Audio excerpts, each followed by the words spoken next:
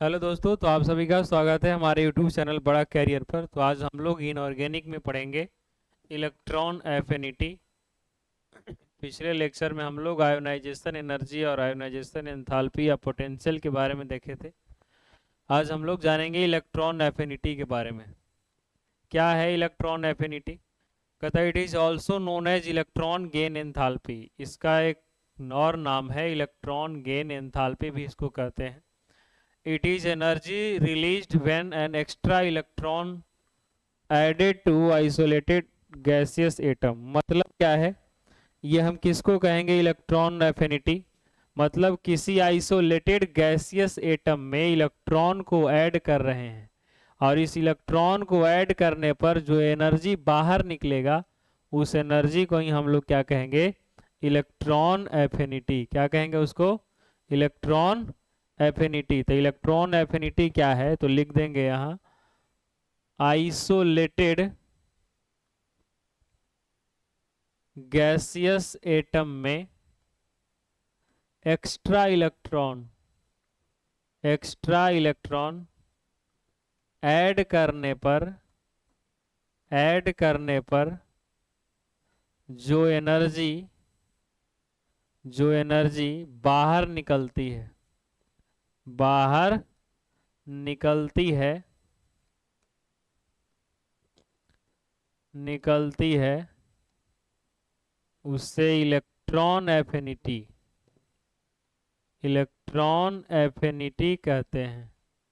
क्या कहेंगे उसको? इलेक्ट्रॉन एफिनिटी कहेंगे। ठीक है, यानी इलेक्ट्रॉन को ऐड करना है किसी गैसियस एटम में तो उससे जो एनर्जी निकलेगा उसको हम क्या कहेंगे? Electron affinity. अब हम लोग देखेंगे कि इलेक्ट्रॉन एफिनिटी किन किन फैक्टर पर डिपेंड करता है। तो पहला हमारा इसमें है साइज, यानी इलेक्ट्रॉन एफिनिटी साइज पर डिपेंड करता है। दूसरा है जेड इफेक्टिव। साइज पे कैसे डिपेंड करता है? तो पीरियोड टेबल में moving from top to bottom, periodic table में अगर हम लोग टॉप टू बॉटम ऊपर से नीचे आएंगे, top to bottom in a group, तो साइज बढ़ेगा और साइज बढ़ने से इलेक्ट्रॉन एफिनिटी का मान घटेगा। तो अगर ऊपर से नीचे आ रहे हैं तो इलेक्ट्रॉन एफिनिटी क्या होगा? घटेगा, क्योंकि इसका साइज क्या हो रहा है? बढ़ रहा है। अब ऐसा क्यों होगा? साइज बढ़ने से क्या होगा? साइज बढ़ने से इलेक्ट्रॉन जो है वो न्यूक्लियस से दूर होते चले जाएगा और जो इलेक्ट्रॉन जितना ज्यादा न्यूक्लियस से दूर होगा वो उस पर क्या लगाएगा? कम फोर्स लगाएगा। और कम फोर्स लगाएगा तो हम लोग पढ़े थे आयोनाइजेशन एनर्जी में कि इस इलेक्ट्रॉन को बाहर निकालने में भी हमको क्या लगेगा? कम एनर्जी देना होगा। तो इसमें हम और इलेक्ट्रॉन ऐड भी करेंगे तो हमको एनर्जी क्या होगा? यहाँ से बहुत कम बाहर निकलेगा क्योंकि न्यूक्लियस से ज़्यादा दूर है। तो साइज बढ़ने पर इलेक्ट्रॉन एफिनिटी का मान क्या हो रहा है? घटेगा। कब? Moving to top to bottom, ऊपर से नीचे आएंगे ग्रुप में तो साइज बढ़ेगा और इलेक्ट्रॉन एफिनिटी क्या होगा? घटेगा। दूसरा हमारा है जेड इफेक्टिव। जेड इफेक्टिव क्या कहता है कि moving from left to right in a period. अगर हम पीरियड में लेफ्ट टू राइट आते हैं, लेफ्ट टू किधर आते हैं?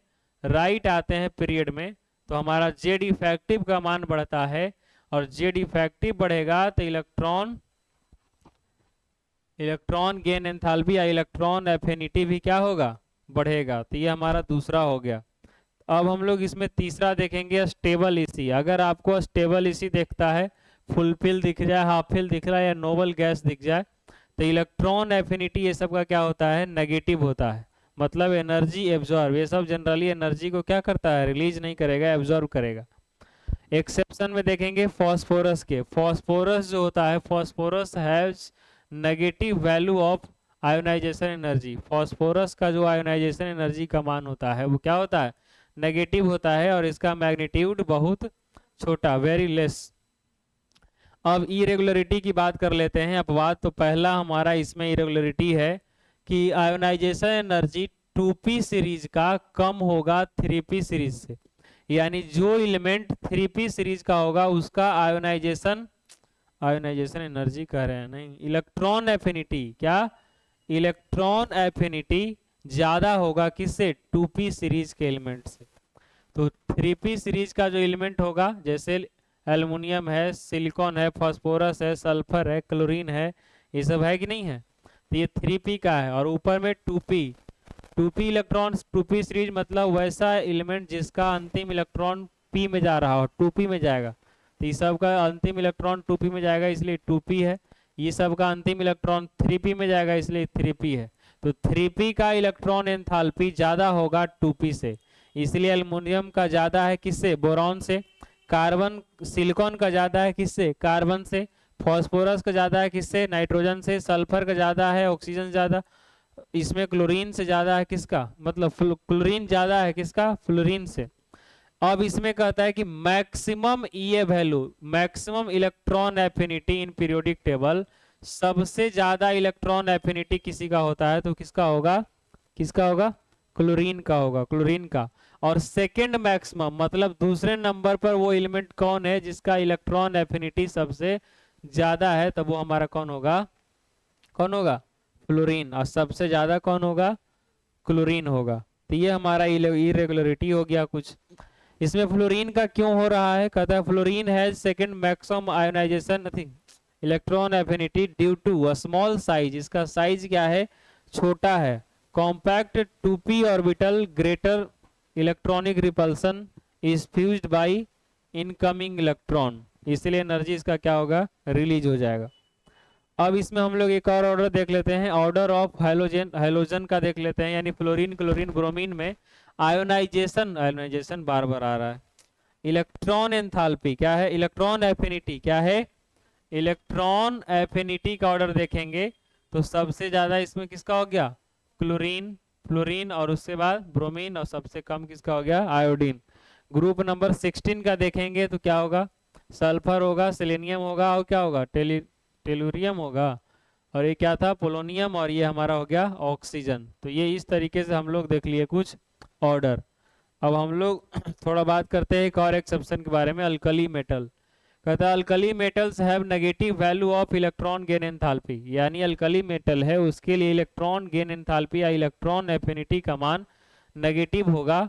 क्यों, energy is release after gain of electron, मतलब ये क्या करता है, एनर्जी रिलीज करता है इलेक्ट्रॉन क्या करने के बाद, लेने के बाद। तो ये हमारा हो गया कुछ। तो ये हम पढ़ लिया हम लोग इलेक्ट्रॉन एफिनिटी। अब हम लोग नेक्स्ट वीडियो में बात करेंगे इलेक्ट्रॉन नेगेटिविटी के बारे में। Thank you.